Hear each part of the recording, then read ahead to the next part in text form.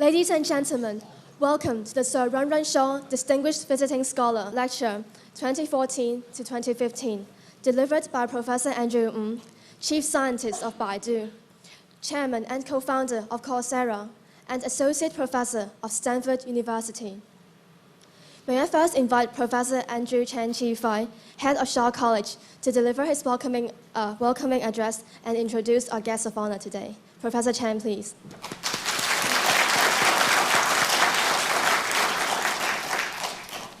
Professor Andrew Ng, distinguished guests, fellow colleagues and students, ladies and gentlemen.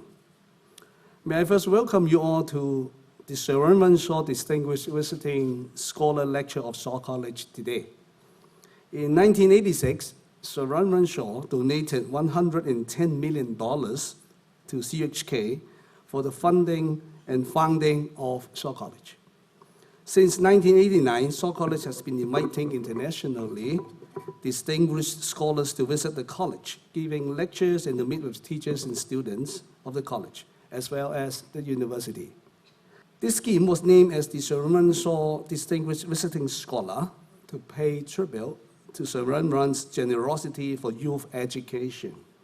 This year, we are honored to have Professor Andrew Ng, Chief Scientist of Baidu, Chairman and Co-founder of Coursera, and Associate Professors of Computer Science at Stanford University, to be our Sir Run Run Shaw Distinguished Visiting Scholar of 2014 to 2015. I also wish to take this opportunity to extend my heartfelt gratitude to two university colleagues who have been instrumental in making this lecture a success. First one, of course, is Professor Ben Wah, and our provost, and also Professor Hao Kit Tai, our Vice Chancellor, for their unfailing support. Without their help, perhaps we couldn't have this big event this morning. Professor Ng was named to be the 2013 Time 100 list of the most influential people in the world, despite he's so young.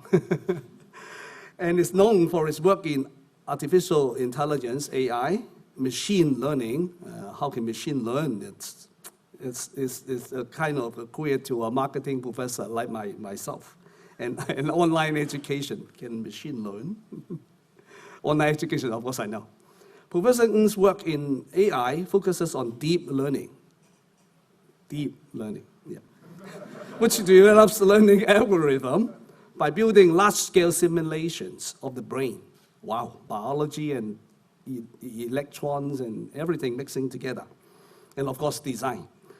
In 2011, he founded and led the Google Brain project, which built the largest deep learning neural network system at that time, leading to the celebrated Google Cat result. More recently, Professor Ng joined Baidu, a very good name, 众里寻他千百度, where he leads Baidu research in developing the next generation of deep learning algorithm. In 2011, Professor Ng developed, wow, big stuff, Stanford University's main MOOC. I think a lot of you are here mainly because of that. A massive open online courses platform, and also taught an online machine learning class to over 100,000 students, leading to the founding of Coursera. His goal in education is to give everyone access to a great education. Most important thing is for free. It's not limited only to elites and the people who are wealthy. Today, Coursera partners with top universities to offer high-quality free online courses. With over 100 partners, about 700 courses, and over 8 million learners, Coursera is currently the largest MOOC platform in the whole world. And CHK is one of the partners of Coursera, and students in Hong Kong are very fortunate to have the opportunity to learn via this innovative platform.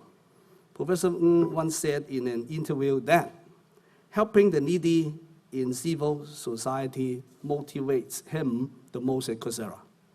But it seems like Coursera was developed by him, and then he was motivated by Coursera, so it's kind of neural network, I think, and deep learning. This echoes with the core values of Shaw College. In Shaw College, we have something called the 5 pillars, and it's relating from the self to society, to motherland, to globalizations, and also to environment. So it matched perfectly. So we are very interested to have Andrew here, and then let's have a very good time.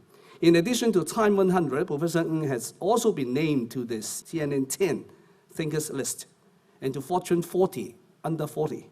So sometimes it's Fortune 40 under 40. But I mean, from his name, you know it's big stuff. For his on-campus teaching, he has been named by students to be one of the top 10 professors across all of Stanford University. Without further ado, it's my honor to present Professor Andrew Ng, Chief Scientist of Baidu. Professor Ng, please.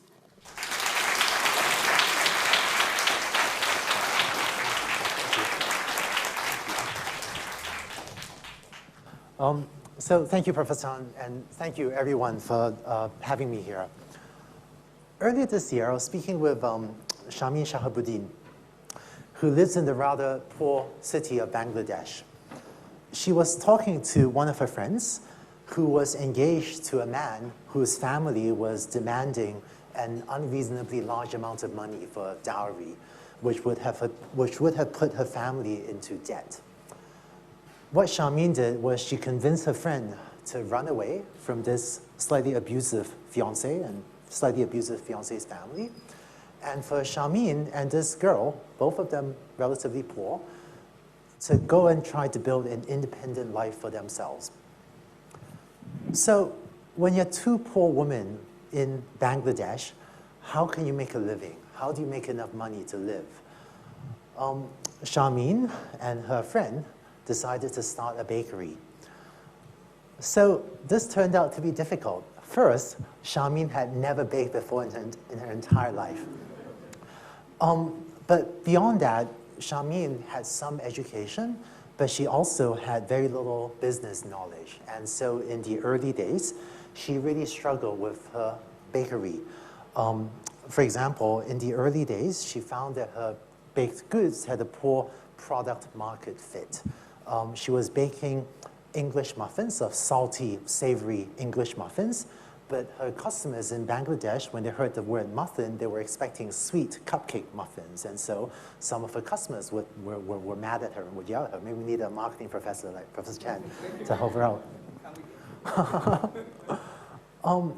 So Sharmeen and her runaway friend decided to persevere, and they went onto the internet to try to learn, to try to develop their own business knowledge in order to build a life for themselves.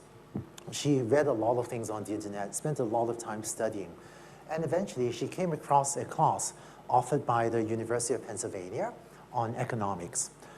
And when I spoke with Sharmeen a few months ago, she told me that it was a very difficult class, but she persevered, and eventually she earned her first certificate from the University of Pennsylvania on the principles of microeconomics. She didn't stop there. She went on to earn a second certificate from the University of Michigan on model thinking, and she kept going. She earned a third certificate on financial accounting, some classes on advanced economics from UC Irvine, more classes on corporate finance, financial accounting, and finally a class on marketing. Over the time that Sharmeen has been building her bakery, she has since grown it from a business where she was making about $600 a month, which is not quite enough for two women to live on, to in the most recent month when I spoke with her, her bakery brought in $5,000 in 1 month. And she's also grown from having one employee, this girl that had run away from her fiance, to today having 7 employees. And when I spoke with Sharmeen, the thing that inspired me about Sharmeen, what she shared with me, was that she said that she thinks education is the gift that keeps on giving. So today, Sharmeen has 7 employees, relatively poorer, less educated girls. And when they join her bakery, she teaches them not only to bake baked goods, she also teaches them how to read. She also teaches them how to write. And many of those girls are able to join Sharmeen's bakery, make some money, and then either continue as a baker or even go on and build a better independent life for themselves. And Sharmeen told me she was especially proud that she was able to take the financial knowledge that she had learned online to share this basic financial information with the girls joining her bakery so that they know better how to educate themselves and how to think about building an independent life for themselves. So when I spoke with Xiaomin, I actually told her that I was very inspired by her story, and I asked her for permission to share her story with others, and she gave me her permission. But when as Xiaomin was giving me her permission to share her story with others, she also gave me an instruction. She told me to say to you, she told me to say, whenever I share her story, she should say the following to you. She told me to say that the women of Bangladesh are very strong. They need only the opportunity to learn, to support themselves and empower themselves. And I think that's where Coursera and our university partners, such as CUHK, HKUST, and others, come in.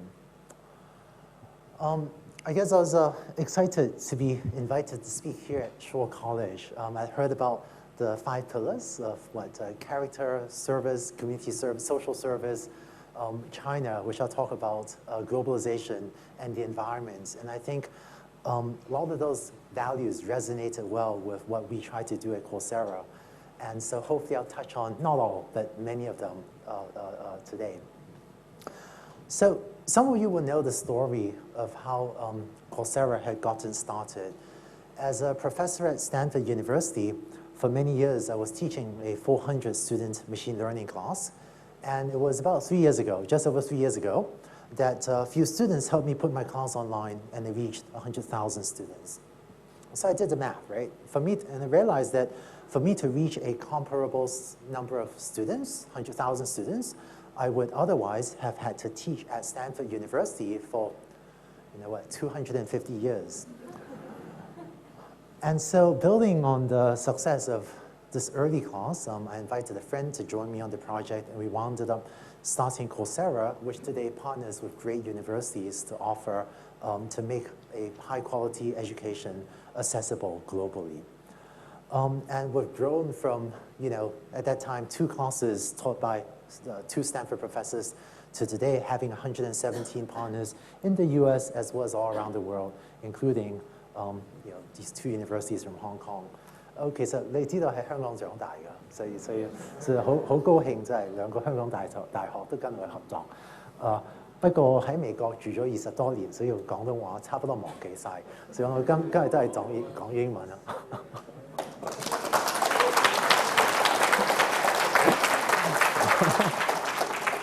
Thank you. So in the last 3.5 years, we've also gone from classes. My first class at 100,000 students.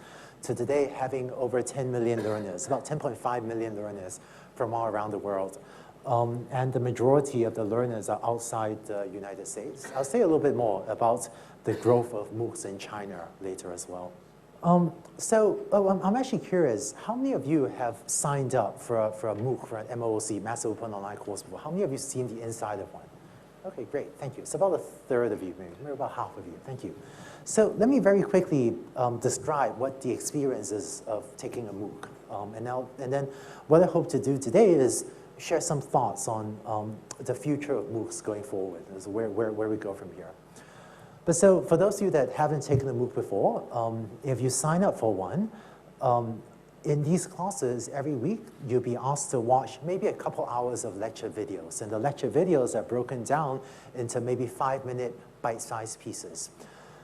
In addition to lectures, we know that you learn best not by passively listening, but by doing things. And so in most of the classes, every week, there are also fairly serious homeworks, ranging from multiple choice to short answer to math to many other types. And initially, most of these homeworks were graded by computer. And I think one thing that surprised me in the last 3 years of the growth of the MOOC movement was by partnering with top universities all around the world, I've been repeatedly but surprised by the sophistication and the depth of pedagogy that these, great 1,000-odd great professors all around the world have been able to create and offer at scale to learners around the world. So what I'd like to do is share a few examples describe a few of my favorite examples, but there are many, many dozens of these I could talk about. This is a class offered by Rice University on Intro to Programming. Rice University built a Python, this computer programming language emulator, so that when you take this programming class, you can write computer software right there into your web browser. And by the time you complete this class offered by Rice University, you will have implemented for yourself a computer game, like an asteroids computer game, which you can play right there in your web browser. So this is the richness of experience that Rice University is able to offer to learners all around the world. This is another of my favorite examples. Benson Ye at National Taiwan University, he wanted to explore gamification in teaching probability and statistics. So what he did was he created a computer game in which you own a piece of territory on that map.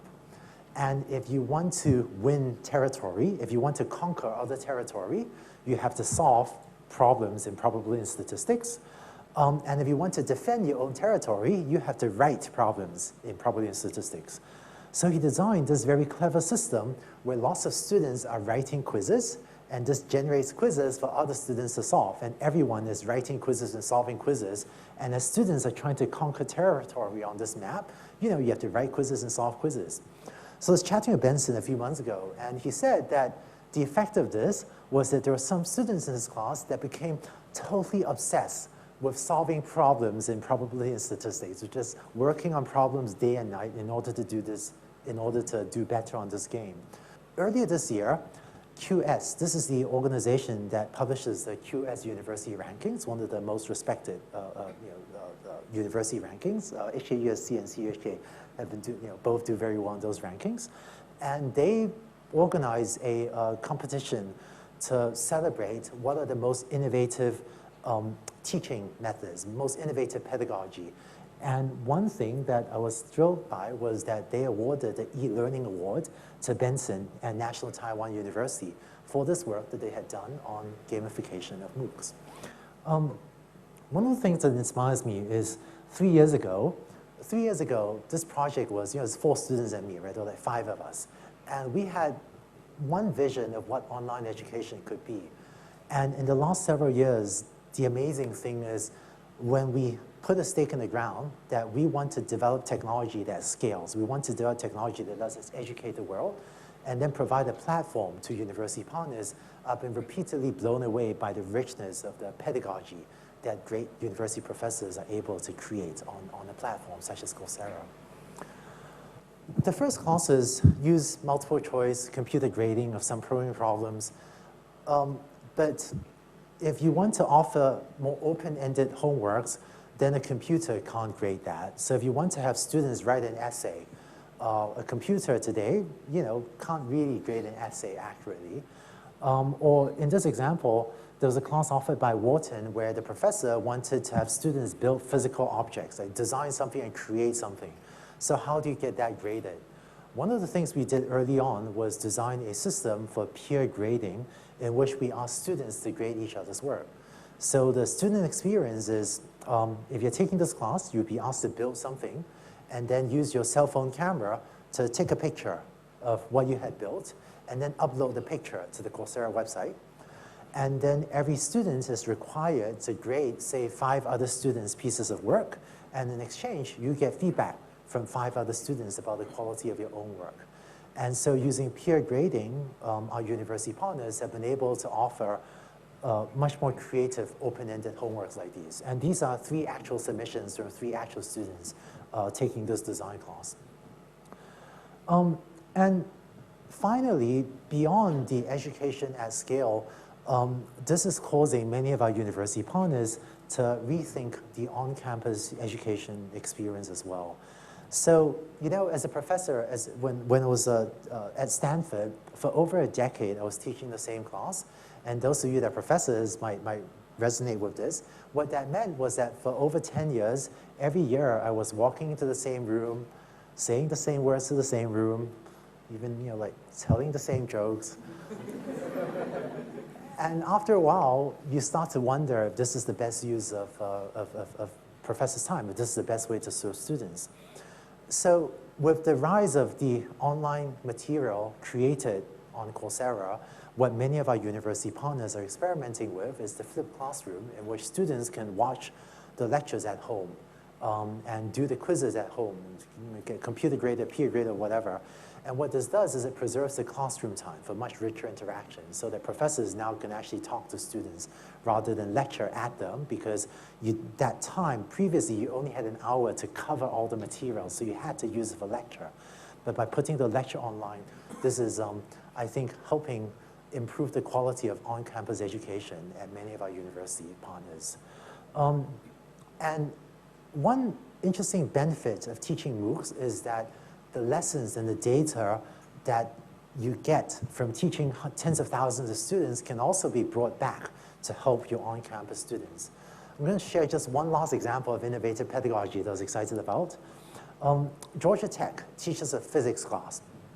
And so the Georgia Tech students used to go into an on-campus lab to do lab experiments, in a physical lab on the Georgia Tech campus. But Michael Schatz, who was teaching this class, needed to figure out how to deliver a lab experience to tens of thousands of students in the world. So one of the homeworks he had students throw a basketball. As you take a basketball, some object, and you throw it. And he has students use their cell phone video camera to videotape the ball flying through the air. What he asked students to do was to then go through the video one frame at a time and mark the position of the ball over time. And by plotting the trajectory, by plotting the path of the ball, the parabola path taken by the ball over time, they could then verify or refute the laws of physics to see if the laws of physics can accurately predict exactly where the ball goes over time in this video that they shoot themselves. Michael Schatz had created this initially for the MOOC students all around the world, because students all around the world could use cell phones to do this exercise. But to his surprise, he found that the on-campus students actually prefer this better than having everyone go into the Georgia Tech physics lab. And so Michael wound up taking this innovation and bringing it back to the Georgia Tech campus, so that now the on-campus Georgia Tech students are using this in order to do their lab work in the Georgia Tech physics class. And so what we're seeing is repeatedly examples of pedagogy first developed for MOOC that is now coming back to benefit the on-campus students as well. I'll say a little bit more about this later. One of the impacts of putting courses online is that instructors get to have vastly greater reach than was ever possible before. So let's see, Coursera enjoys having a global community of learners. And one of the countries I spend a lot of time thinking about is China, I guess. I think China is a developing economy.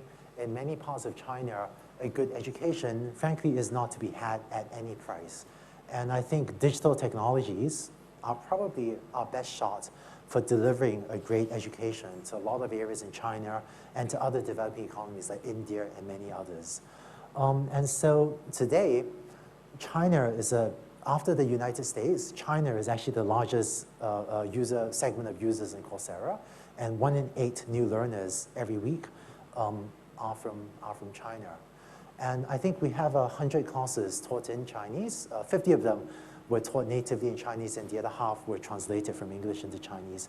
And I think we're growing rapidly in China.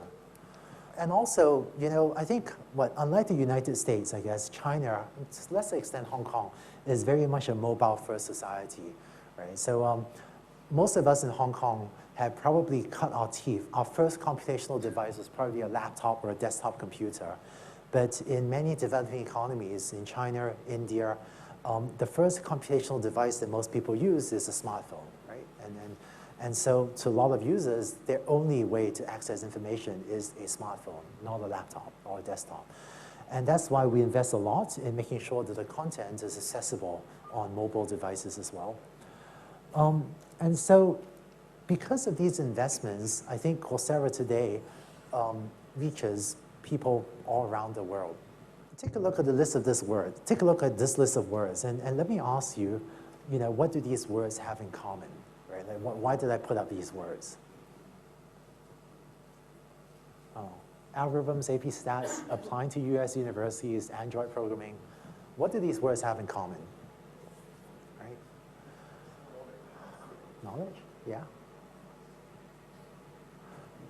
one thing all of these terms have in common is if you do a Google search on any of these terms, a Coursera class, a class offered by one of our university partners on Coursera, shows up on the first page of Google's results.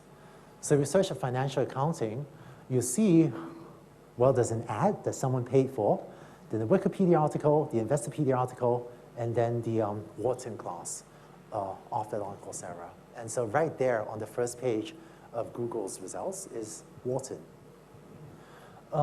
If you search for songwriting, this one I like. The very first link is actually a paid link that the Berklee College of Music paid, right? The first link on top is an ad. So Berklee College of Music paid for that first link, and that's the first ad. And the first free link is the Berklee College of Music course on Coursera, right? Data analysis, you know, Wikipedia still beats us, but we're right after Wikipedia. And then applying to US universities, right? The very first link is, you see University of Pennsylvania. And so some of our university partners, Professor Chen is a marketing professor. Some of our university partners have done calculations about the SEO, search engine optimization value of this, and the numbers that they quoted were off the charts. I mean, I think to most universities, you know, it's not that bad when you do a web search to have your university show up as one of the top few items on that web search. And so I think through stepping up to give the world a great education, we are, I think, actually enhancing the brand of many of our university partners as well. But I think more broadly, this is a sign of the reach that Coursera has all around the world. So what I've described is sort of where Coursera is today. I'd like to describe a little bit about where I think the MOOC movements will go from here. Oh, and just to let you know, I know that we're scheduled for a 1.5 hour talk. I just couldn't imagine you wanting to hear me talk for 1.5 hours. So I'm gonna go much shorter than that and then leave much more time. I'd love to take questions and chat about this or chat about machine learning or whatever is on your mind, right? So I want to say a little bit about where I think the MOOC movement is going. And I want to tell you about a second student that I spoke with also earlier this year. So Zach Stairstor is 25 years old, single, lives near New York, actually lives in New York. And he had graduated with a degree from the University of Minnesota in theoretical mathematics. About 1.5 years ago, he had found himself working for an investment bank in New York and basically stuck in a job that he really was not interested in. You know, he was going to work bored every single day. And so he wanted a better career for himself. So what do you do when you're 25, single, majored in theoretical mathematics, and in a job you don't really like?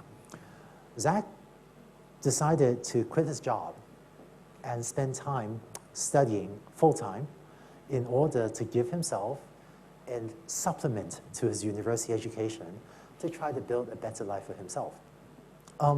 And you know, the US, even today, has relatively high unemployment. So when I asked Zach how he felt, you know, quitting his job, living without a paycheck in order to study and try to build a better life for himself, the word he used to describe how he felt was he used the word terrified. Right? So the first class that he took was a intro to programming class, intro to Python programming, offered by, First class he took was a data science class offered by Johns Hopkins University. And actually, right away he ran into trouble. The Johns Hopkins class was taught using a programming language called Python, and Zach had never learned Python before. So first homework assignment had students download a bunch of data from Twitter. They were supposed to write a program to analyze Twitter data, but Zach had not even programmed in Python before. So how on earth do you do this programming assignment?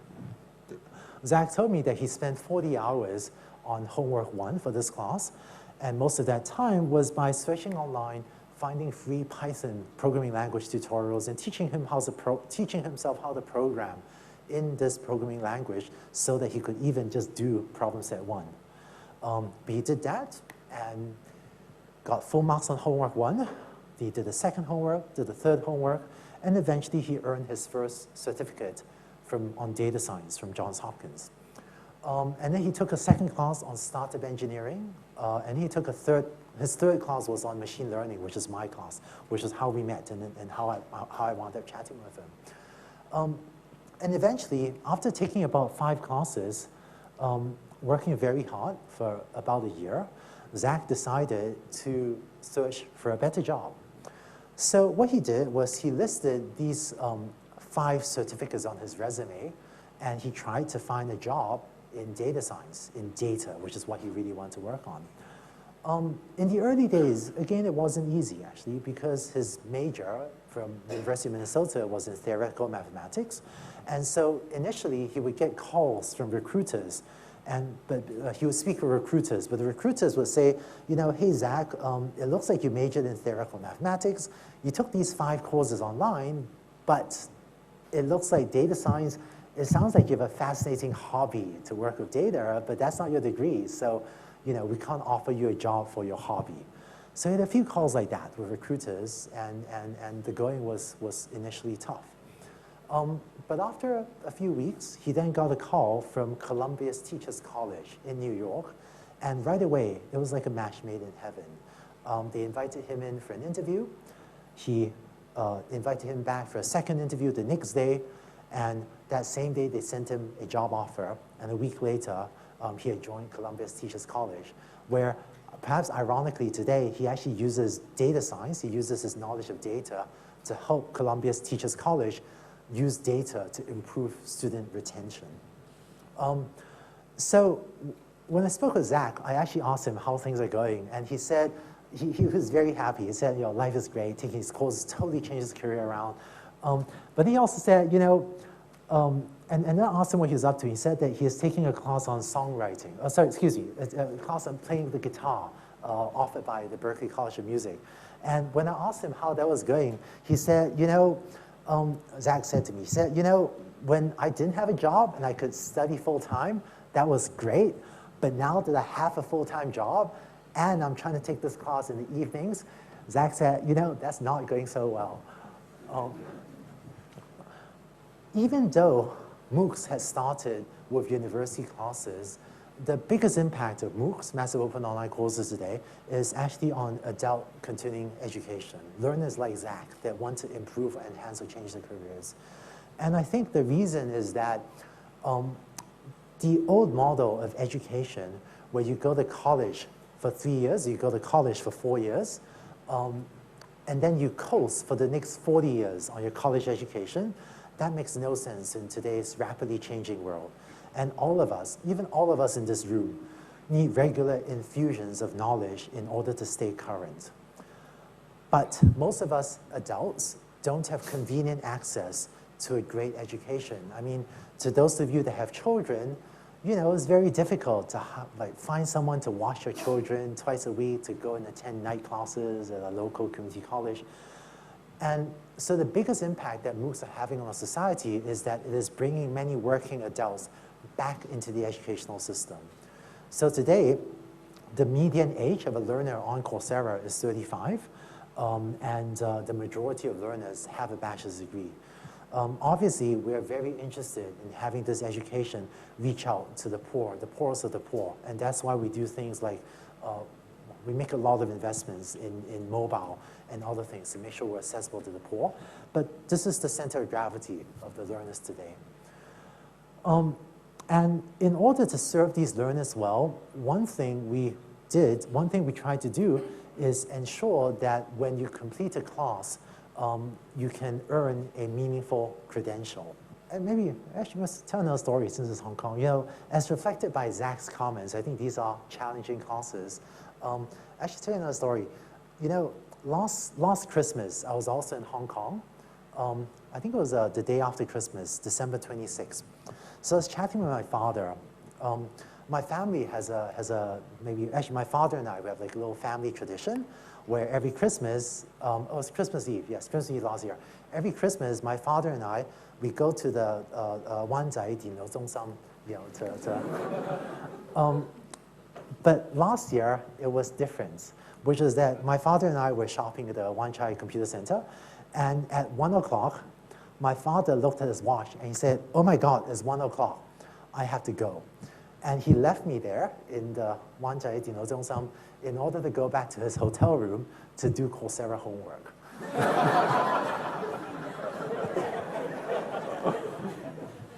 So many learners spend hours, tens of hours, doing these homeworks in order to complete these courses. And one of the things we wanted to do was when someone watches the lectures and does the homework and does well, we wanted to offer the learners a meaningful credential. Now, one of the challenges of offering a meaningful credential is for users all across the internet, how do we know who you are, right? Like how do we issue a certificate if we don't even know who you are? So one of the things we did was we developed a system that allows us to try to verify learners' identity at scale. So it turns out that one of the ways we can try to figure out who you are is by your typing rhythm, right? So your typing rhythm, the way you type on your keyboard, is fairly unique to you. It's a little bit like a fingerprint. And so using a combination of technologies, when you sign up for one of these identity verified classes, what we do is we ask you to show us your photo ID, so show us your IC card, your passport, so we know your picture and we know your real legal name. And then every time you submit the homework, we use a combination of taking your picture using your webcam, as well as measuring your typing rhythm to make sure that it really is you sitting at your keyboard submitting the homework. And on that basis, we then issue, or our university partner issues a verified certificate that is a meaningful credential that learners can then list on their resume and use to find better professional opportunities. And so what we're seeing in the United States is that over the last year, there has been a rapid rise in the degree to which these MOOC credentials are accepted. Employers are learning to value these sorts of credentials, and they're starting to take them increasingly seriously. And certainly in the United States, college admissions officers are seeing a rise in the flood of both undergraduate and graduate admissions, are seeing a rise in the flood of learners that are listing these credentials in their undergraduate or graduate applications in order to show that they have acquired knowledge in a certain area. So what I'm seeing, these are the vague impressions I get, is that the rise of the acceptance of the credentials has been growing most rapidly in the United States. And then Europe and Asia, I also see a rise, but they're a little bit behind the United States at this point in terms of the degree to which these credentials are accepted, right? I know that some of you had sent in some questions as well, and I think one of them was about Coursera's business model. So Coursera offers, and our university partners offer the courses for free. That's the mission. But if a learner wants one of these credentials, then we charge a modest fee for that, maybe about $50 US, or about 300-400 Hong Kong dollars. Although for learners that can't afford it, we've also been offering financial aid. Right? So one of the other lessons we learned this year was that whereas certificates for a single class, for a single course are valuable, sometimes it's difficult for an employer to know how to value a single course. For most of the classes, the certificate for a single class doesn't correspond. Classes online are different than classes at a university. We find that shorter classes work better, and so it's relatively difficult. It's been relatively, some employers are still not sure how much to value a 16-week class versus a 4-week class. So something we did earlier this year was work with universities to create what we call specializations, which bundle together multiple courses together also with a capstone project in order to create a higher level, more valuable credential, a more valuable certificate that is easier for employers to understand. So for example, University of Maryland and University of Vanderbilt, Vanderbilt University, are offering a specialization in Android programming. And in order for learners to earn a certification that they have mastered this body of knowledge in cell phone programming and Android programming, they have to take 3 classes and then complete a capstone project where they write an Android app. And so if you think about it, you know, there are going to be thousands of learners taking these classes. There are going to be thousands of learners finishing this class and writing Android apps. And they're going to be, and I can almost guarantee, you know, the average app from these thousands of students might be okay, but the top 10 or the top 1 of these thousands of apps will be absolutely amazing. And I bet some of you will end up installing some of these top apps on your cell phone. And so from the perspective of a university, this also vastly amplifies the impact of a university. And I think much as today, to a university, the successes of your alumnus are reflected back on the university. I mean, even today, you know, Stanford likes to brag about the successes of alumnus. Maryland and Vanderbilt will be creating thousands of Android apps through this class. And the success of those thousands of Android apps will be reflected back on the universities.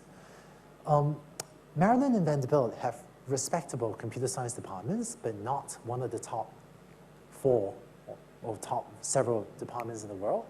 But through offering this specialization, over the next several years, I think Maryland and Vanderbilt will teach more people Android programming than any other university in the world. And this is vastly enhancing the impact of such universities as these. And so by completing a specializations of sequence of courses and a capstone, learners will be able to earn these specialization certificates, these high-level, more valuable credentials, which we're finding that employers now find easier to value, and which we think many students will use to find better professional opportunities.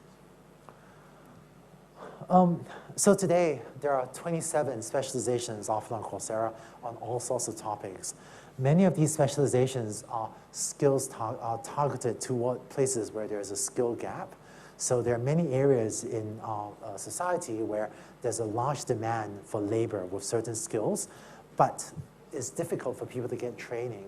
And this provides opportunities for universities to step in to offer that training at scale. And I think I've been encouraged that out of our 27 specializations, I think 2 of them are actually taught natively in Chinese as well, sort of Chinese and English language specializations. One of the, couple more topics and I'll wrap up. One of the last things I talk about is data. One of the things that excites me about teaching MOOCs is the data that we can collect. So, you know, if you have an idea, if you teach at a university, right, doing things the old way, if you have an idea on pedagogy, what can you do? Maybe you can roll it out in your own class, 100 students. Maybe you can persuade 1 or 2 friends and, you know, roll it out to a couple hundred students. And then it's really difficult to scale. At Coursera, with a push of a button, we can launch something to tens of thousands of learners, maybe even more. And this is allowing us to collect an unprecedented amount of data. On Coursera, we log, and moreover, it's not just the sheer number of students, it is also the amount of data per student. Because when your activities are on the digital realm, we can collect data on every action that a learner takes on Coursera. So we can log every mouse click, every keystroke, every homework submission, correct or incorrect. If you go to homework problem and you select choice 4, and then 2 minutes and 33 seconds later, you change your mind, you select choice A, and then you hit submit, we can log that too, right? And so this is allowing us to acquire an unprecedented amount of data. And this is giving our university partners and us the ability to study education like has never been possible before. So today, Coursera collects about 50 gigabytes of data, so over 2 terabytes of data, almost 2 terabytes of data per year. And I think that if you compare Coursera, I think that over the last year, Coursera has collected more educational data than the entire academic field of education over the entire 5,000-year history of the field of education. And as we share this data back with our university partners, this is allowing us to learn things about education that we just couldn't learn before. Let me share a few examples. We put a lot of work into developing dashboards to help instructors understand what is happening in their classes. When you have 10,000 or 50,000 or 100,000 learners, we provide with pretty sophisticated dashboards that helps instructors figure out what really is happening in their classes. But beyond that, this data is enabling us to do a number of very interesting studies. So let me just give a couple of examples. This was one that surprised me. So it turns out that if we send you an email every week, and if the email says, "Dear student, friendly reminder, homework is due this Saturday." If we send you that email, you're less likely to engage with the class. You're actually less likely to complete. But if we send you an email that says, "Dear student, we noticed you logged into the website last week. Good job on that. We noticed you watched 4 videos last week. Good job on that too. Oh, and you did last week's homework and you got full marks. Good job on that. And you posted 2 comments that 5 other students found really helpful. Great job. Oh, and by the way, the next homework is due this Saturday." If we send you that email, you're more likely to complete. Now, in hindsight, maybe it's kind of obvious that if we remind you of what you did well before asking you to take the next step, that's actually more encouraging. But the way we found this was not by original insight. One of our engineers had dozens of designs of emails, actually 32 designs of emails, and he just decided to send tens of thousands of each type of email to different students at random. And then he looked at the data to see which type of email resulted in the highest completion rate. And only then, we then went back after that and actually read the emails and figured this out.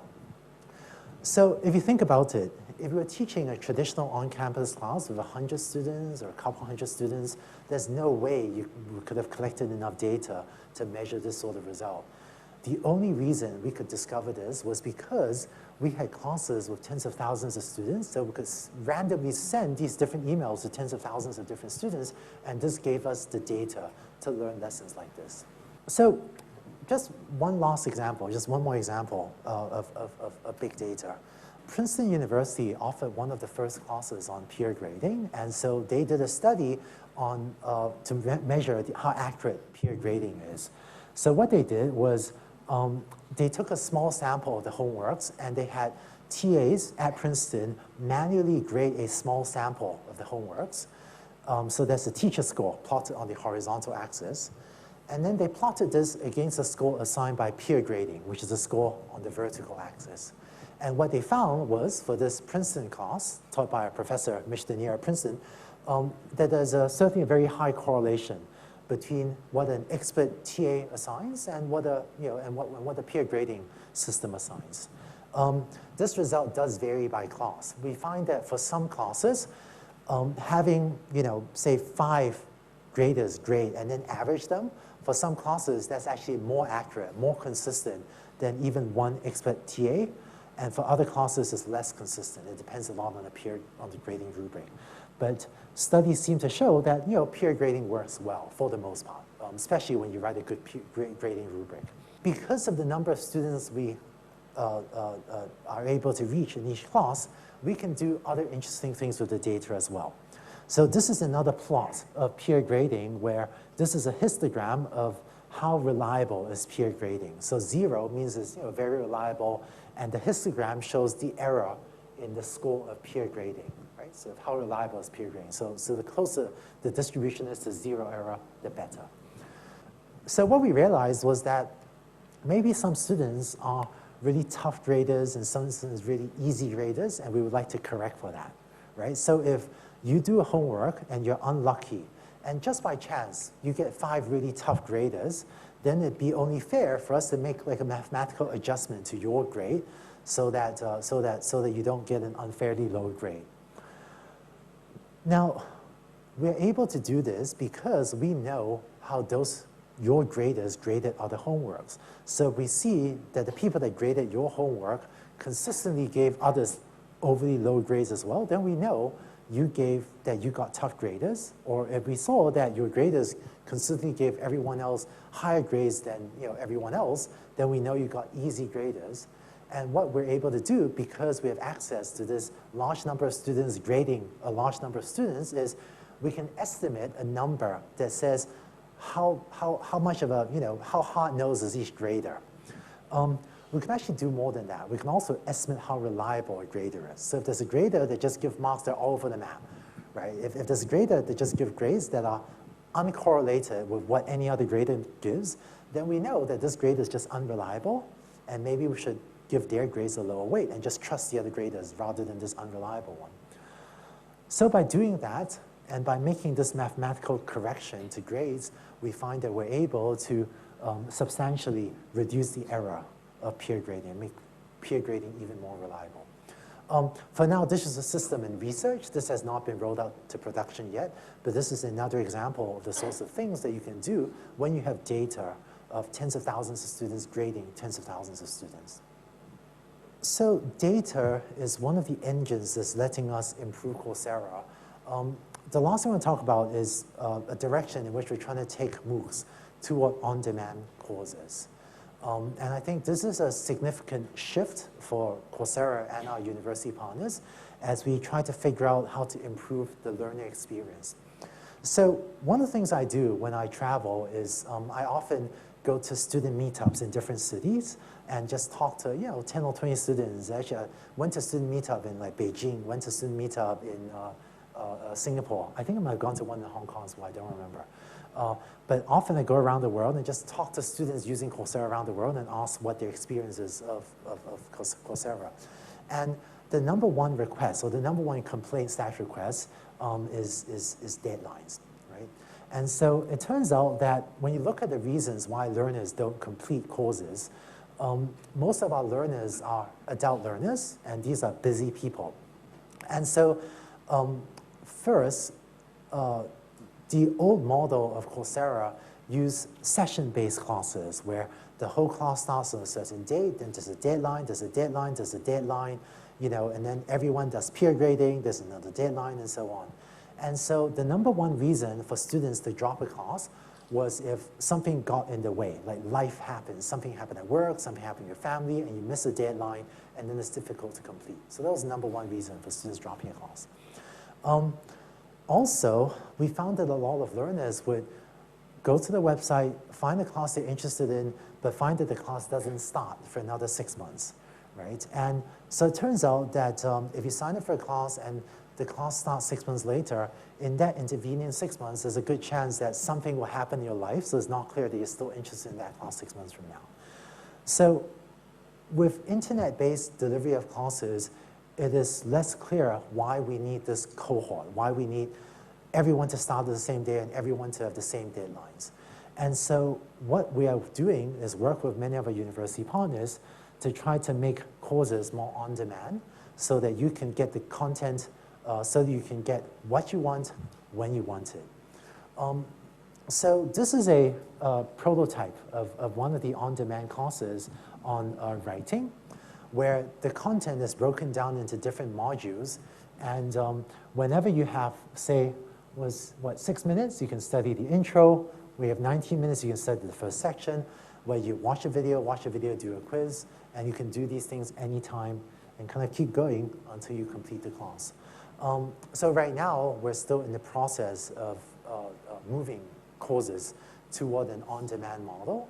But we think that this will significantly increase the number of learners able to take advantage of these courses on Coursera, as well as make it much more convenient for the working adults for whom flexible schedules seems to be critical for helping them complete. And so, making content on demand has a lot of other benefits as well. With peer grading and the old model, what we would do is have everyone do the homework, submit the homework, and then there'd be like a week where you grade others' work and you wait for others to grade your work. So you submit the homework, there's like a week-long grading period before you get your graded homework back. But with content that's on demand, maybe you don't need to wait a week. You submit your homework, and then the next 5 people to come along, they could grade your work, and you can grade the last 5 people. And so this is offering us the opportunity to create experiences that are much more responsive to students as well. Right? So I don't think we've figured out everything that needs to be figured out yet for on-demand. There are still questions surrounding how to develop a social experience for learners, and how do we find effective ways for professors to interact with students, and how do you build cohorts if all the content is up all the time. So the things like that we're working with partners to figure out, but we're excited to be moving more and more of these courses on demand. I think CUHK has been working on moving Professor Katie Howe's SEM class and also one other class onto on demand. The 昆曲之美 or 昆之美. Yeah, right, onto on demand. So excited about that. So, and so the number of on-demand courses that our university partners are putting up is rapidly growing, and we hope that this will keep increasing. So just to summarize, at Coursera, we think of ourselves as creating a two-sided marketplace. What that means is that similar to Amazon, which connects producers of merchandise with consumers of merchandise, at Coursera, we think of ourselves as connecting creators of great educational content with consumers of that educational content. And I think that in terms of Coursera's strategy, our growth, we think that by having great content that our university partners create, this allows us to engage tens of thousands of learners all around the world, and that in turn drives value back to our university partners, be it through the data, through ways to improve the content for their on-campus education, or through revenue, which helps make this sustainable, or through enhancing the university's reach and brand image and impact. And that in turn, we hope will help our university partners keep on creating more content so that we can power this virtuous cycle and keep improving the amount of content and reach of learners at Coursera. And I think that universities of the future will be reaching not just tens of thousands of learners, but millions of learners. And universities of the future will be judged by the quality of education you deliver to on-campus learners, but also to the quality of the education you can deliver all around the world. So students like Charmaine, just as today, the successes of your alumnus are reflected back on CUHK or HKUST, in the future, the successes of such learners as Charmaine and Zach will be reflected back on University of Pennsylvania, University of Michigan, UC Irvine, Stanford, and Johns Hopkins. And I think that with digital technology, this gives universities the ability to create success at scale, and those successes will be reflected back on the university. And this is my last slide. Our mission is to create universal access to the world's best education. And I think that there's been this idea for a long time that society has talked about that maybe education shouldn't be just for the elite, maybe it shouldn't be just for the privileged, but that a great education should be a fundamental human right. I think until recently, we never had the capability to make that idea a reality, but with digital technologies, I think we're just beginning. There's a lot of work ahead of us. There's lots that we haven't figured out. But I think with MOOCs and the ability to offer education inexpensively and at scale, I think that through our university partners, I hope that we can, over the next many years, actually make progress toward this ideal of making education a fundamental human right. And with that, let me say thank you all very much.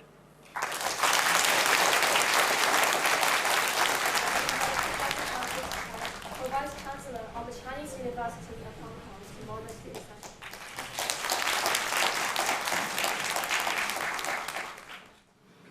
Actually, I started that SEM course back 10 years ago, but I didn't have the knowledge and vision to expand and build a platform to offer more courses. As I've told Andrew, we have actually received around 30 questions. That's enough for 2 hours. And and we don't have time to go home and finish our Coursera assignment. Let me just briefly sort of put 2 questions at a time. Just ask 4 questions, and then let the floor ask the remaining question. Nowadays, these 2 questions are related to MOOC. Nowadays, there are many online education sites. How can Coursera stand out? What would be the success factors for a MOOC? And then the second question related is, would globalization of higher education in the form of MOOC undermine the importance of homegrown universities and their core values? So still HK don't find any value to exist. There'll be just Stanford, MIT, and whoever offering the most prestigious MOOC. Right. So, for Coursera to succeed, Coursera is a 2-sided marketplace. So for Coursera to succeed, I think ultimately it is our ability to serve universities and serve learners all around the world. Coursera is a very mission-driven organization. And ever since day 1 of the project, actually, even before it was a company, even was, like 4 students and me doing things in the basement of the Stanford Computer Science building, the rule number 1 for our, at that time, small Stanford research project, and now the highest value of Coursera is do what's best for learners. So I think that whenever, I was bringing on any new employee, I would actually very explicitly say to them, when you face a decision, when in doubt, figure out what's best for learners and just do that. And I think that today we're fortunate that Coursera is the leading MOOC platform by far, but that is mainly because of the strength of university partners. We're just a platform for our university partners to offer great education. And I think that there's a lot of work to be done yet in pedagogy. I think that's in its infancy. I feel privileged to get to work with so many amazing professors all around the world to deliver great courses. There are a lot of MOOC platforms. I'm actually honestly losing track of how many others are assigned to their own MOOC platform, but I feel actually quite confident at this point that because of the strength of university partners and because I think of a mission focus of the company, I think we will continue to succeed in the future. Second question, let me try to globalizations, yes. Yeah. And I think let me even try to put the question in a more stark way, right? Which is, will MOOCs replace professors, or will MOOCs replace universities? Will MOOCs replace professors?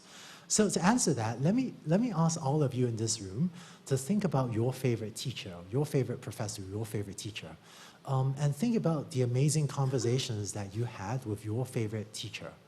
Right, and think about how you feel even today toward your favorite teacher that you've ever had in your life. So keeping that favorite teacher of yours in mind, if I were to ask you, do you think we can replace him or her with a computer? Right, I hope your answer is no, and honestly, we'd be silly to even try. I think the reality though is that in today's world, that favorite teacher of yours is spending most of his or her time delivering the same lecture year after year. That favorite teacher of yours is spending most of his or her time grading homeworks. I think the opportunity for technology is not to come between you and your teacher. I would hate for that to happen. I think the opportunity for technology is to free up that favorite teacher of yours from these much more routine, repetitive aspects of teaching so that they have much more time to have amazing conversations with students in the future, just as they did with you. I don't know whether these questions are too sensitive. They ask around Baidu. Why do you leave Google and join Baidu? Sure. These are my personal choice from the 30 questions. Do you think Baidu will have more influence than Google? Sure. I mean, you can choose whatever you like. No, I'm happy. I'm very transparent. I'm pretty transparent. So, maybe actually, here's actually history. But the media has hyped things up a little bit much, actually. A lot of stuff the media says. So, 2011, I led Google's deep learning team. I founded and led Google's deep learning team.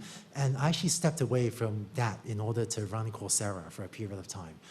And so I wasn't at Google anymore when I joined Baidu. And, really, speaking for myself, just speaking very honestly, I've always wanted to work in very mission-oriented organizations. At Coursera, that's the mission. Take off, right? The universal access to the world's best education, that's the mission. And when I decided I want to spend time working on the AI mission, on building artificial intelligence systems, I looked around and asked myself, what's the organization that would be the best way to advance the AI mission? I think artificial intelligence is making rapid progress. AI will help lift people out of poverty. We can use AI to make so many people's lives so much better.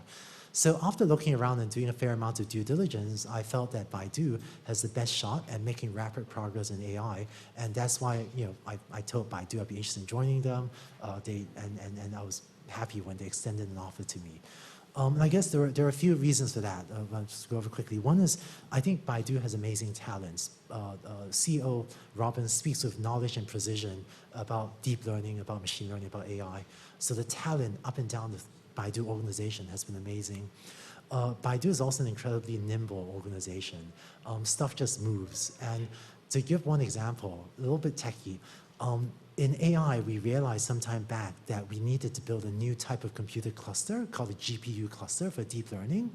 One of my friends at Baidu realized this, and he just made a decision to build a new cluster, and it just happened, and there weren't any committee meetings. And so Baidu over and over, I see just acting with extreme level, just incredibly nimbly. And I think in research, that's important because in research, 6 months from now, we might need to do something that none of us have even imagined today. And the ability to rapidly direct resources where it's most critically needed is important in these immature technology areas where we're still trying to figure out what to do. And then I think, and I think finally, AI is a capital-intensive business. You need the computation and you need the data. And Baidu is one of the organizations, not the only one, but it's one of the relatively few organizations in the world with the infrastructure and the data that lets us make rapid progress in AI. So I think Google's a great company. I mean, I'm actually very proud of the work that my old team at Google did and continues to do. But I felt that Baidu has a great shot at making rapid progress in AI. And we did. I've been there for 7 months, and 10 days ago, we announced what I think of as a significant breakthrough in speech recognition. So I've been thrilled at the pace we've been able to make progress in research there. The last question, probably related to what you have answered, and may affect a lot of our students' choice of their career. How do you compare the working environment at Baidu and other organizations you have worked with before? Do you see a new giant with true innovations growing up? Yeah. There's something very strange that I see in China, which is that it might be Chinese culture or Chinese upbringing. I think most of us in Asia were raised to be relatively humble. There's a ton of stuff invented in China, but that somehow is, here's the strangest things, right? Some other countries, when they do something, they go, oh, I must have invented it, I'm so clever. In China, I feel like a lot of us maybe have a little bit more self-doubt, and even when I see people in China invent something, sometimes they look around and go, gee, I must have accidentally copied someone. Right? And I think it's true that technologically, China, if you take like an average, right? Average technology in Beijing is behind average technology in Silicon Valley in the United States. China is behind, or Beijing is behind, California. But there are many, many bright spots in China where I think Baidu and other Chinese internet companies are already leading the way. So for example, Baidu was the first company to build this GPU cluster for deep learning, for large-scale machine learning, as far as I know. Baidu now, I believe, probably possesses the best speech recognition system in the world by some measures, the work that we did. Baidu was the first company to announce a system that could look at a picture and generate a caption for that picture, which is an amazing piece of technology to get a bunch of press. So Baidu was, as far as I know, probably has by far the most sophisticated deep learning-based advertising system. I'm giving AI examples because that's what I'm intimately familiar with, but there's like a ton of examples of stuff that was invented in China that only slowly are making its way over, say, to the United States. So I think the few, and maybe another thing I find exciting, the whole China internet ecosystem is learning incredibly rapidly. Actually, here's one story. In the United States, we use the metric of monthly active users to measure activity on a website. You know, like how many people went to your website last month, or monthly active users? Some time ago, less so now, when I went to China and I told people this, oh yeah, what's your monthly active users? I used to get these like quizzical expressions from Chinese engineers. They look at me like, what are you talking about? In China, a larger fraction of companies would think monthly active users, last month, that's ancient history. The metric to use is daily active users, right? And again, it's changing. More Chinese internet companies are using monthly active users now to be more in line with international financial reporting standards. But what I see broadly is that the entire China internet ecosystem is learning incredibly rapidly and it's just going uphill like crazy. So I'm actually very excited about the future of innovation, certainly in Baidu, but frankly more broadly in China, in Hong Kong, in Taiwan. And I think that whole ecosystem will produce exciting things. I'm a layman, I'm a banker. I know nothing about education and but technology. You can invest in a project. But the thing is, I found this is the most interesting. Actually is with the technology to reach out. I mean, this is what you have done. And the learning part, I think I was given to understand, not much has been sort of stressed on. So first one is, as our VC told us, say 50% of the things being taught in school will turn out to be not exactly right in the course of 10 years. But the problem is we do not know which 50%. So the need to learn, to update ourselves must be there, the lifelong learning. But the thing is, you just told us about this Coursera, and then you joined Baidu. Then one of the most important missions for you to do, which I may propose, is to tailor-make something specifically for the Chinese. Sure. Because obviously, one size does not fit all. But the mentality, upbringing you just mentioned may not be exactly right. I mean, if we were to follow exactly what is being taught by MOOC or Coursera. But for the Chinese, because we have 1.3 billion people, there's a huge of people to take care of. Of course, there's other things about the on-demand courses you just mentioned. I will finish now because I keep on saying quite a lot. So this thing is ever there. Because suppose if I say education without limits, I would say learning without limitations. Suppose one of the members of the family gets sick. We want to know a lot more about that kind of disease or illness. So where we can get them. This is one of the most concerned things. And the other thing is, suppose I come across a huge problem in work. It's all work-driven. The fact that I go to library, the fact that I go to bookstore, is not just to learn. The main thing is how to solve my problem. So I've got all the relevant information at my disposal to enable me to come up with a good solution. Of course, this will also be doing something good to the community as well. But this basically solves my problem as well. Suppose I have a grandson. So this is very much my concern.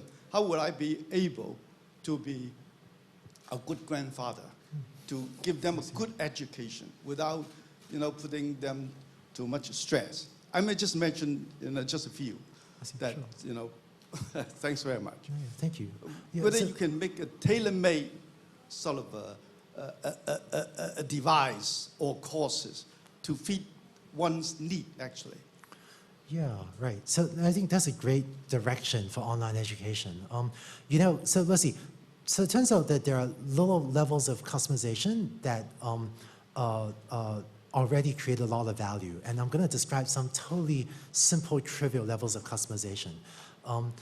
Turns out that in a traditional on-campus class, one of the challenges is students just get lost, right? One thing that students can do in a MOOC is go at your own pace. I met a student that took my machine learning class, and he said that he watched some of my videos 10 times before he understood what I was talking about. And you know, if he had approached me in person and told me to explain the same thing 10 times, I don't know if I'm a good enough person to have the patience to do that. But I think giving students the ability to speed things up, slow things down, that actually improves the experience for learners. On the website, we also let students attempt a quiz multiple times. At the university, we usually have the resources to grade a homework only once. So if you didn't get it right, I'm sorry, you got a C or you failed.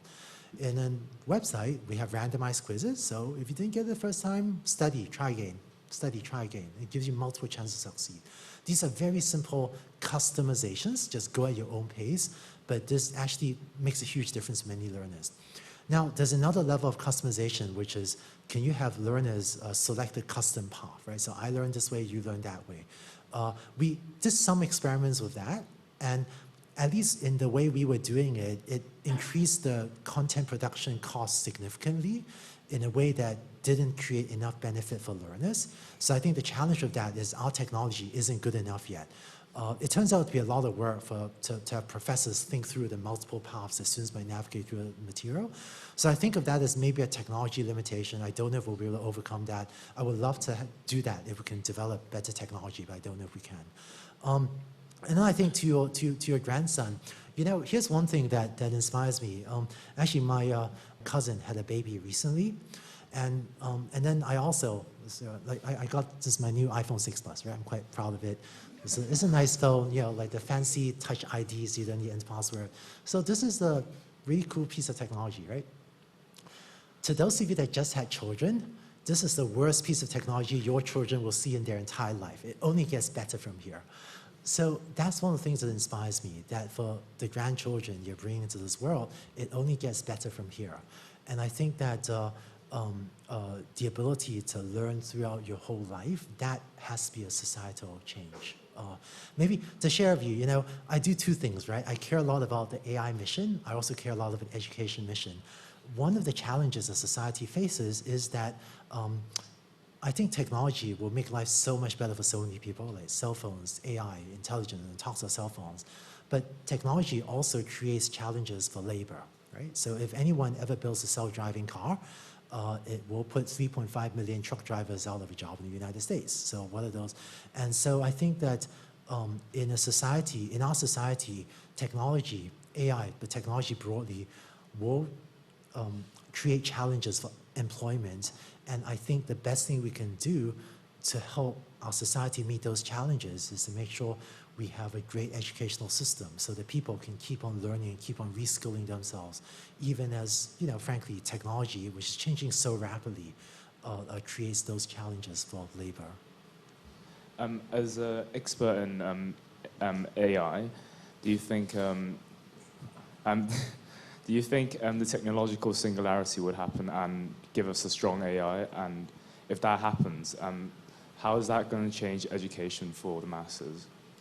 Sure. Sorry. So there's this idea of the technological singularity popularized by Ray Kurzweil, that someday, I think it says like 2045 or something, computers will be so much smarter than humans, and then computers will get even faster and faster, smarter, and then computers will take over the world, and hopefully we'll have benevolent overlords rather than evil overlords or something, right? Honestly, I think that's hype.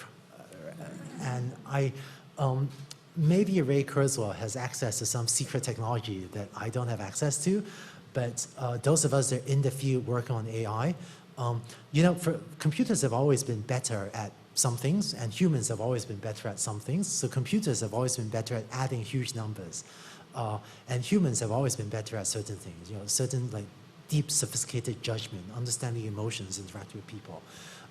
For those of us working on AI, most of us think that that will remain true for the foreseeable future, and I don't see, maybe in 100 years or 500 years we'll get to that future, but I don't see that happening anytime soon. And I often go around trying to diffuse this hype about the technological singularity because I think it's distracting. Just now I talked about the challenges of labor and employment. I think technology will create challenges for labor, for employment basically. And I think that We do need university leaders, government leaders, corporate leaders having a serious conversation about employment and not about the technological singularity. And so I hope, I tend to, so I don't see that happening anytime soon. Thank you. I am a student of Coursera. I took 2 courses, but did not finish it.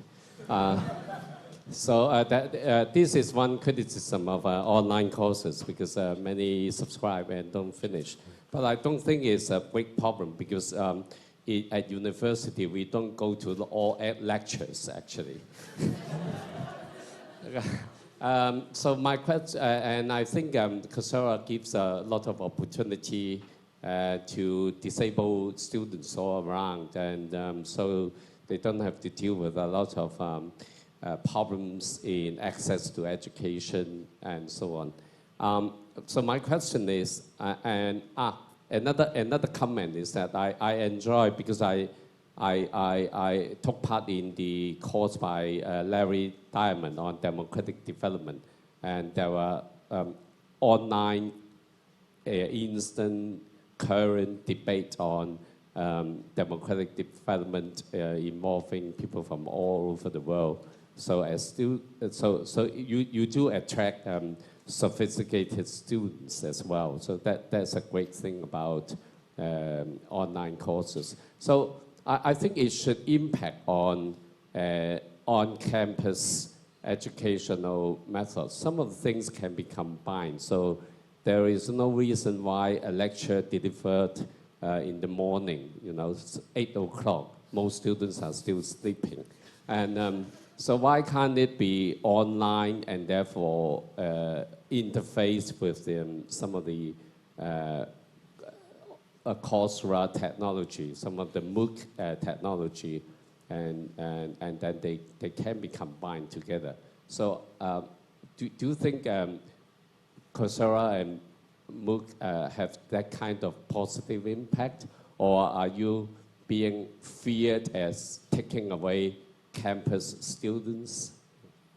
Yeah, sure. So there's common 2 things. One is the retention issue. So let's see. Many learners that sign up for a MOOC don't complete, and this has been a criticism of MOOCs. But we view it as less of a problem than many others do. So what else people don't complete? Newspapers, right? And I think it's still a very successful product. So I think the reality of MOOCs is that it offers an avenue for risk-free exploration. If you sign up for a MOOC, say on archaeology, because you're curious, and if you take the class for 2 weeks, and if at the end of that you decide it's not for you, that's actually okay. Those 2 weeks are probably time well spent, and you're not running up college debt, right? Like, it's very cheap for us to deliver that education, and so I think it's a net benefit. In fact, it turns out that if 5,000 students complete a MOOC, like do all the homework, submit, and so on, there's usually an equal number that watches all the videos but just doesn't do the homework. And so our statistics count them as non-completers. But again, I think, another 5,000 people that watch all the videos, if they didn't want to do a homework, that feels me like a positive thing as well. So I would love to preserve that aspect of MOOCs as an avenue for risk-free exploration. And then I think, we talked about we're chatting earlier this morning, actually. We talked about the flipped classroom. I think that with technology, I think it will only enhance the impact of on-campus education. Having said that, I think it's important that we work with our universities to improve on-campus education. To most of us professors, our first duty is to the on-campus students. Having said that, the biggest impact of MOOCs, I think, will actually be on the global audience, even more than the on-campus audience. I'm going to share something that I found it hard to explain even to new employees at Coursera, which is that working at Coursera, I found that in order to have an impact on the world, I know there are a lot of students here, right? And again, if you want to have an impact on the world, often you need to keep 2 things in your head simultaneously that are almost contradictory. And here are the 2 things, which is that those of us that work in education, most of us enter education because we like people, we care about people, like, we empathize with people. I like people, that's why I became a teacher. And this is why even when, and the human brain understands individual people, right? In evolution, we evolved in tribes of maybe 100, 150 people, so we tend to empathize with individuals. And that's also why when I was explaining Coursera, I chose just now to tell the stories of Charmin and Zach, because we empathize with individuals. And it's important that we maintain that empathy for individuals, because that's what makes us do the work we do. Having said that, if you want to change the world, I find it is important to maintain that empathy, that love for the individual, while also keeping in mind a very hard-nosed numerical way of thinking about the world. So, for example, the human brain doesn't really understand the difference between 5,000 people and 50,000 people. Like, those numbers are just too big to think about. You know, like, I don't know, how many football stadiums is there? It's a lot of people. You just don't know what 5,000 people means and what 50,000 people means. So the brain tends to treat them as if they were similar. But no, they're not. There's a 10x difference. And so if you have an opportunity to have an impact on 50,000 people at a similar level as you would 5,000 people, I would rather do the latter. And so I find that really, if you want to change the world, it requires maintaining that deep love, that respect, that empathy for the individual. You can't ever lose that, because if you lose that, you can't do good work. But to have that while also having this very hard-nosed numerical way of thinking about how many people are you really impacting. Because relative to the scale of society's problems, I think we need solutions that do impact tens of thousands or hundreds of thousands or more people at a time. So that's why, and so sometimes I find it difficult to balance these two things as well. Can you speak a little bit about deep learning? Sure. And I think I'm actually speaking this afternoon in the College of Engineering at 2:30 about deep learning as well. Boy, so deep learning is one of those maybe latest, hottest technologies that's taking the technology world by storm. There's been a lot of hype about deep learning. So it turns out that if you have a lot of data, then so let's see, deep learning algorithms today are used to power a lot of products. So I guess at Baidu, advertising is powered by deep learning, speech recognition is powered by deep learning, most of the computer vision products are powered by deep learning. So it turns out that over the last decade, with the increased digitalization of our society, a lot of companies have been able to collect huge data sets. But it turns out that the older generations of our AI algorithms is as if they didn't really know what to do with all that data. If you look at older generations of algorithms, as you give it more data, the performance will go up, but after a while, the performance doesn't get any better. It's as if the older generations of AI algorithms don't know what to do with that data. So deep learning algorithms is actually an old technology, but rebranded, but it's a relatively new technology, whatever, that uses simulations of the brain, very loose simulations of the brain, and deep learning algorithms turn out to be very good at soaking up huge amounts of data in order to make predictions. So take speech recognition. Today, large tech companies like Baidu have, let's say tens of thousands of hours of speech data, and deep learning algorithms are very good at soaking up huge amounts of speech data in order to better recognize speech. And so with deep learning algorithms, rather than the performance going up and flattening out, as far as we've been able to measure, as you feed it more data, the performance just keeps getting better and better and better. So for a lot of applications in computer science where we have a lot of data, deep learning algorithms are vastly outperforming the older generations of algorithms and is creating vast, I think, societal and economic value today. So I think maybe about 10 days ago, we announced that we had fantastic speech recognition results at Baidu, and that was using a new type of way of developing deep learning. So I think I'm speaking about that at 2:30 in the College of Engineering as well. So I'm excited about deep learning. I think that the internet, right? So whoever understands data on the internet will be able to provide much better services to people all around the world. And as far as I can tell, deep learning is the best technology for understanding text and images and audio. And so I've been excited about developing that next generation of technology.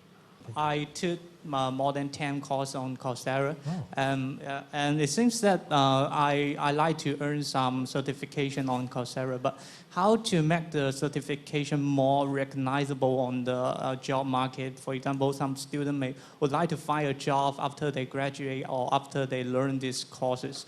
And how to make this certification more valuable and attract more students to take the courses? And this is the first question. And the other question is that maybe we would like to form a group of with some classmates to finish a course project, but I don't see such kind of format on Coursera. And I think it may be more interesting to make new friends with students all around the world to finish a course, to do the project. Maybe they would come up with a paper or come up with a software, and they can put their products on the website, and they can sell they can tell the others that what they did on Coursera. And this may encourage more students to come in. And the other question is about how to make better interaction with the professors. For example, you say that we can free the professors and we can give more time for the professor to talk with the student. And I think it's more important. I think this is very important because the face-to-face or even through Skype or videos, we can, because we have different personal questions, we may discuss with the teachers. And this is, I think it's a better idea to provide some such opportunity for the student and the professor. As I know, I attend some online seminars. For example, I took the online webinars with Professor Lacombe, and it's very interesting to ask questions on the online webinars, and we can have some discussion online. I think this is maybe a good suggestion for Coursera as well. What classes did you take? I took your courses and data analysis and Python, just now the game at Rice. And wow. Yeah.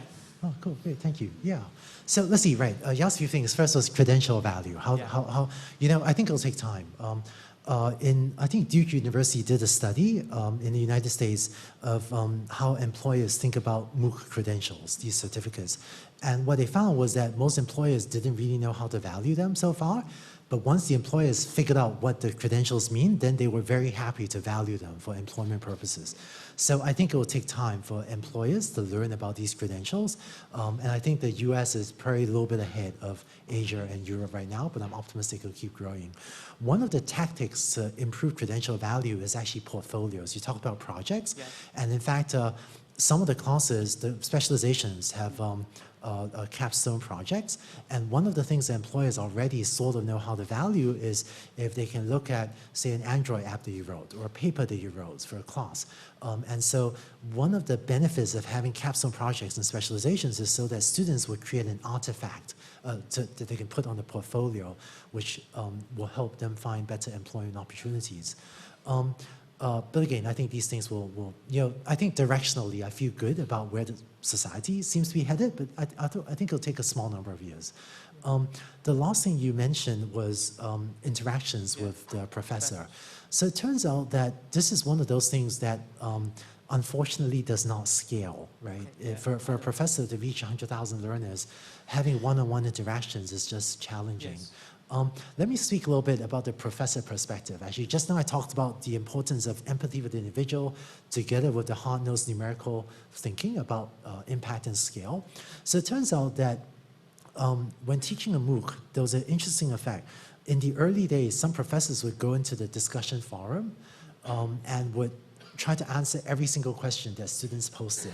And turns out there was this illusory effect, right? Maybe there are 10,000 students in the class, and 200 of them are on the discussion forum.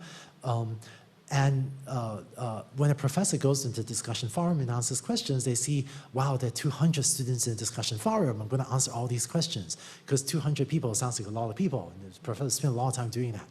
But, it's just 2% of the class. And again, I don't want to be disrespectful of those 200 person, because deep inside, I actually think every person is important. But what we found was that in terms of use of the professor's time, the professor should look at the discussion forum to get a sense of what's happening.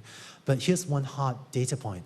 If a professor initiates a post in the discussion forum, it's read only very slightly more than when a student initiates a post in the discussion forum.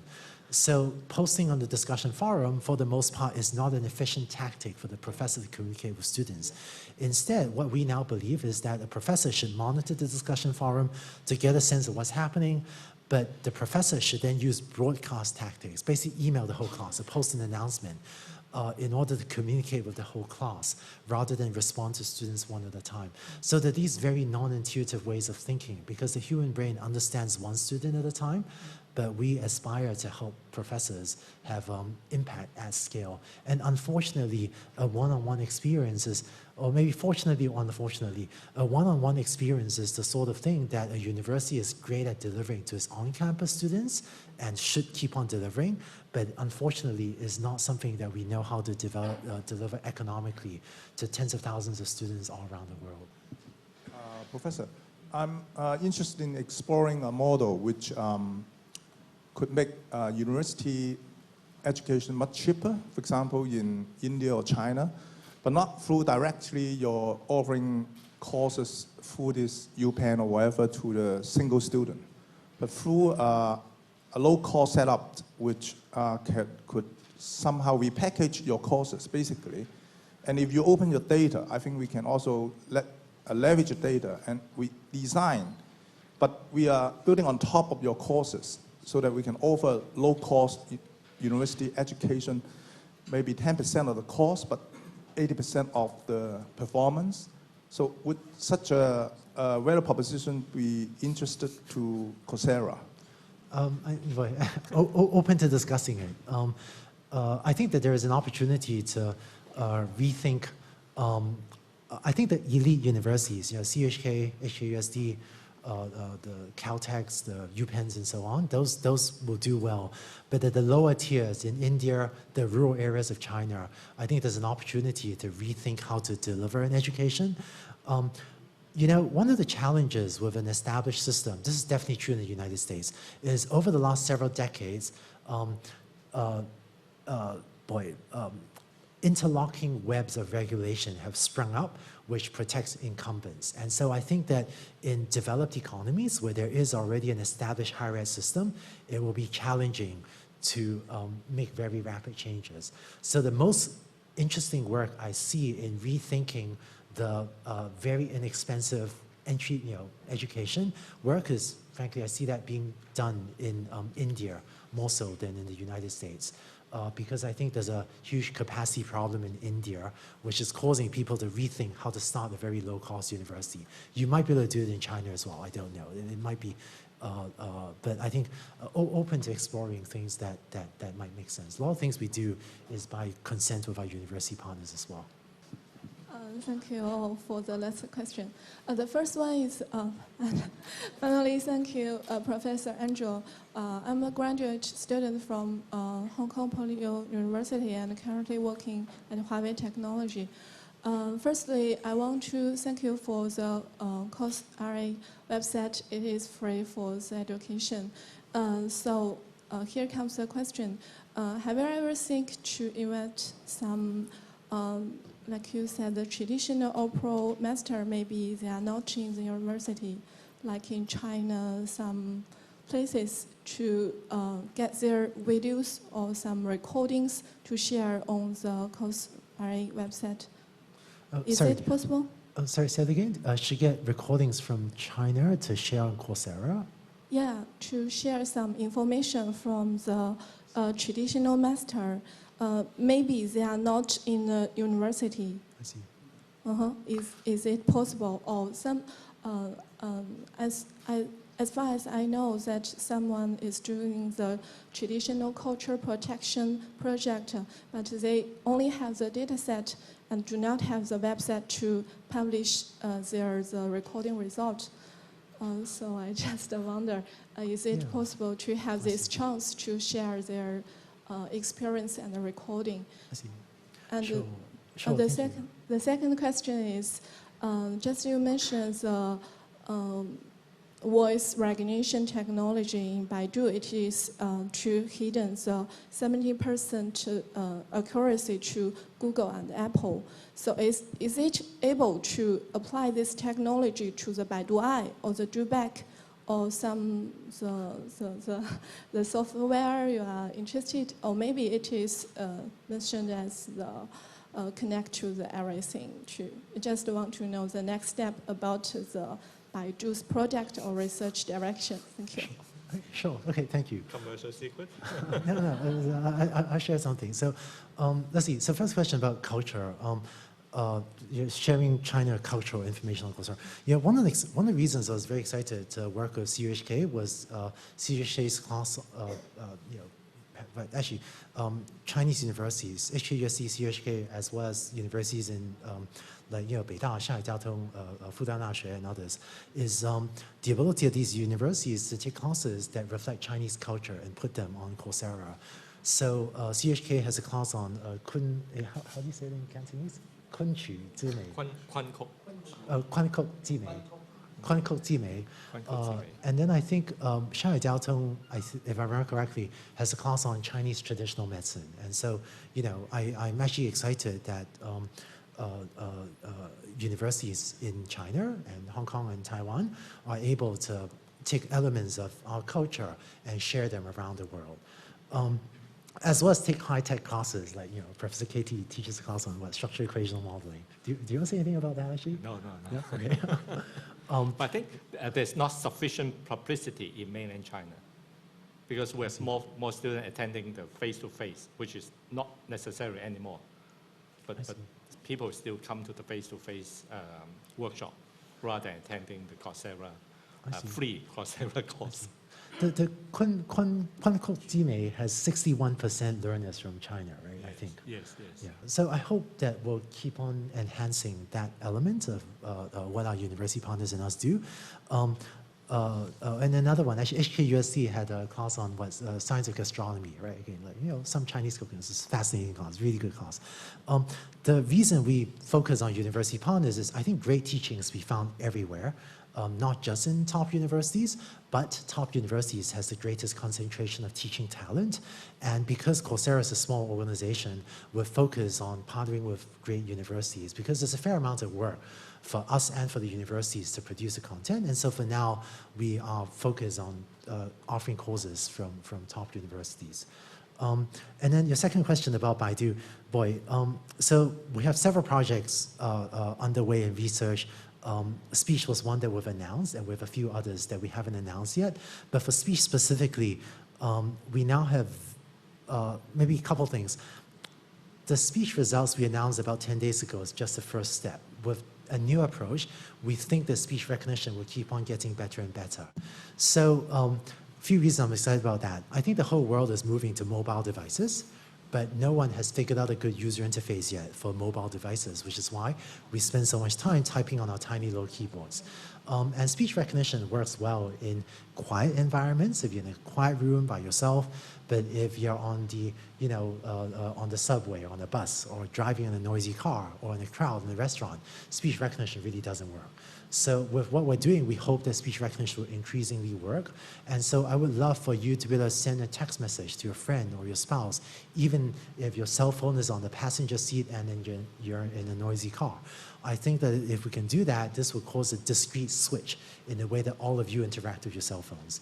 So I would love to redesign your cell phone surrounding a speech interface. So, but again, so speech will keep on getting better and better, actually. We have a good system today, but the opportunity for the technology we have isn't about the current level of performance, is that it gives us a way to make it better and better rapidly.